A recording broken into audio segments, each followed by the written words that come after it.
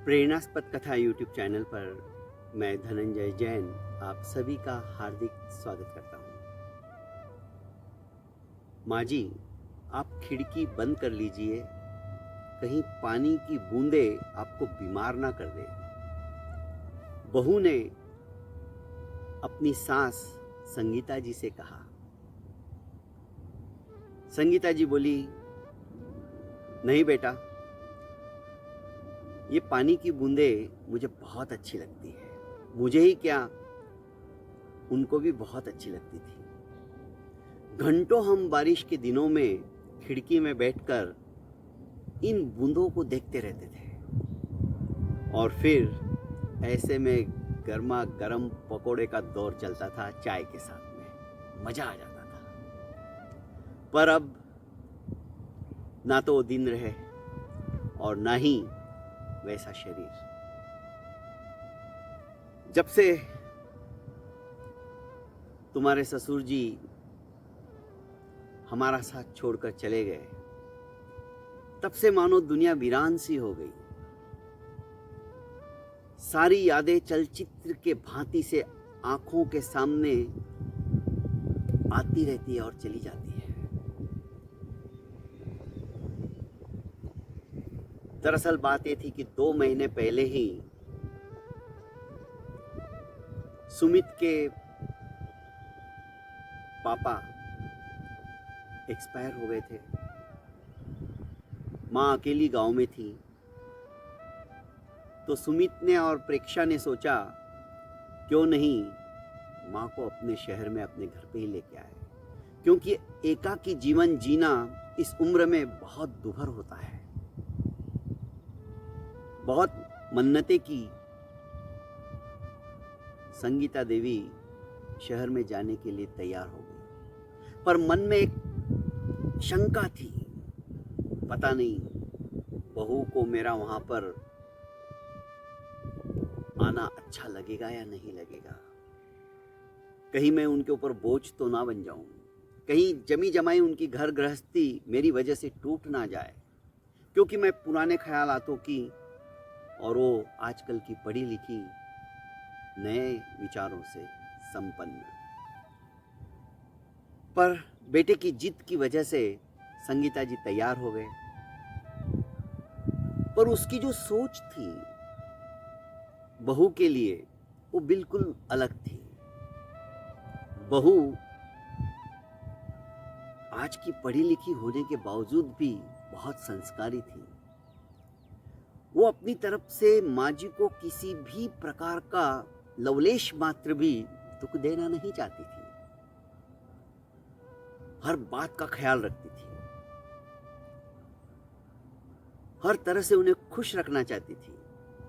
और उनके बेटे दोनों पायल और विक्रम अपनी दादी का पूरा ख्याल रखते थे, दादियों से अच्छी अच्छी कहानियां सुनते थे।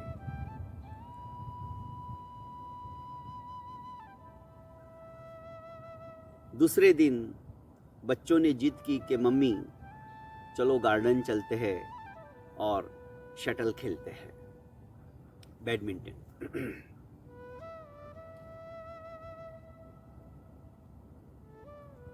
माँ जी आप भी चलिए।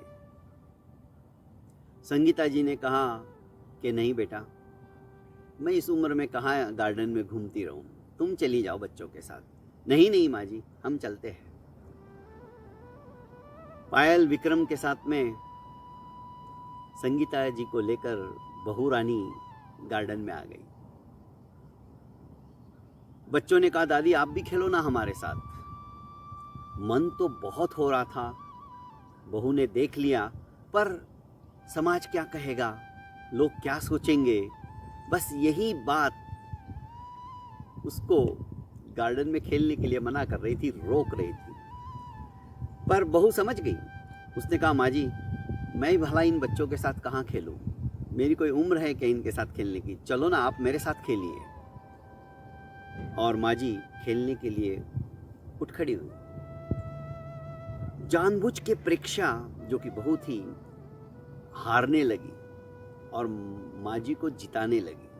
माँ जी ने कहा बहू तुम एक चिड़िया को नहीं अच्छी तरह से मार सकती हो, उड़ा सकती हो शटल को? मुंह बनाती हुई बहू ने कहा कि माँ जी मुझे कहाँ पता था तुम इतना अच्छा खेलती हो। खैर 1 घंटे के करीब जब दोनों का पसीना निकलने लग गया तो संगीता जी ने कहा कि बहू चलो अब मैं थक गई हूँ, घर चलते हैं। घर आए, फिर से बारिश शुरू हो गई। बेटा भी घर पे आ गया था। बारिश का दौर, उसने कहा प्रेक्षा जरा गर्मा गर्म चाय के साथ पकोड़े हो जाए। उसने कहा ठीक है। उसने पकोड़े का नाम जैसे ही अपने बेटे के मुंह से सुना तो संगीता जी के आंखों में एक चमक सी आ गई, पर दूसरे ही क्षण वो चमक गायब हो गई, क्योंकि बुढ़ापे में बच्चों की तरह खाने के लिए जीभ मचलती है पर शरीर रोकता है डॉक्टर की मनाही की वजह से कि तुमको ये बीमारी है, वो बीमारी है, तला हुआ तुम्हें नहीं खाना है, ये नहीं खाना है, वो नहीं खाना है। बंधन काफी हो जाते हैं, शरीर साथ नहीं देता है। मन के साथ देने से क्या होता है, शरीर का भी साथ होना बहुत जरूरी है। खैर प्रेक्षा फटाफट अपने पतिदेव के लिए गर्मा गर्म पकोड़े और चाय लेके आई, उनके सामने रख दी। और दूसरी प्लेट वो भी पकोड़ों से भरी हुई, क्योंकि प्रेक्षा जानती थी माँ जी के 2-3 पकोड़े से क्या होने वाला है। उनकी भी प्लेट भर के ले आई। जैसे ही माँ जी की प्लेट में पकोड़े देखे, राशन पानी लेकर संगीता जी का बेटा अर्थात प्रेक्षा का पति चढ़ गया। उसने कहा तुम्हारा दिमाग खराब हो गया है क्या? डॉक्टर ने मना किया है तेल की तली हुई चीजों को खाने के लिए। प्रेक्षा ने कहा मैं कोई माँ जी की दुश्मन नहीं हूं, मैं भी जानती हूं। मैंने कल ही ऑर्डर दे दिया था एयर फ्रायर का, बिना तेल के पकोड़े बनाने का, तो मैंने उसी में पकोड़े बनाए हैं। आप चिंता मत कीजिए, माँ जी को कुछ नहीं होगा। बहू की तरफ देखते हुए संगीता जी की आंखों में आंसू आ गए। बहू हो तो ऐसी। दोस्तों, हर कोई बहू नई नई जब घर में आती है तो वो अपने घर के अंदर रुबाब जमाने के लिए कभी भी अपने नियमों का, अपने कर्तव्य का उल्लंघन नहीं करती। हम उसे जलील करते हैं क्योंकि वो पराये घर से आई है। तूने ऐसा कर दिया, तूने वैसा कर दिया। हम उसको आजादी नहीं देते, हम उसे बांध कर रखना चाहते हैं। पर दोस्तों, बहू ही ऐसी है जो घर को स्वर्ग बना सकती है। हम कहने के लिए कह देते हैं कि हमें बेटा चाहिए, बेटी चाहिए, बेटी लक्ष्मी का रूप होती है और बेटा बेटी दोनों बुढ़ापे में सेवा करेंगे, पर मेरी सोच कुछ अलग है।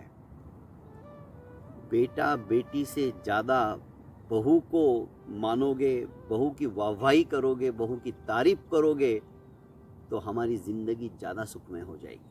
अरे बेटे, आपको टाइम पड़ा तो ऐसे भी मैंने देखे जो दाह संस्कार के लिए भी नहीं आते हैं। बेटियां भी एक बार पीहर से ससुराल में चली गई तो ससुराल वालों की हो जाती है। आपके घर में जो बहू आ रही ना, वो आपका पूरा ख्याल रखने वाली है। आपको किस समय क्या चीज़ की आवश्यकता है वो सिर्फ उसे पता है। तो दोस्तों, बहू को बहू नहीं समझकर बेटी समझो। हमारे जीवन का सचमुच में उत्तरार्ध चेंज हो जाएगा। जो हमारे सपने हैं, जो हमारी आकांक्षा है बुढ़ापे में, वो बहू ही पूरा कर सकती है। बहुत बहुत धन्यवाद दोस्तों। मेरे इस YouTube चैनल को आपने अभी तक लाइक एवं सब्सक्राइब नहीं किया है तो कर लीजिए और ज़्यादा से ज़्यादा इसे शेयर कीजिए। प्रणाम।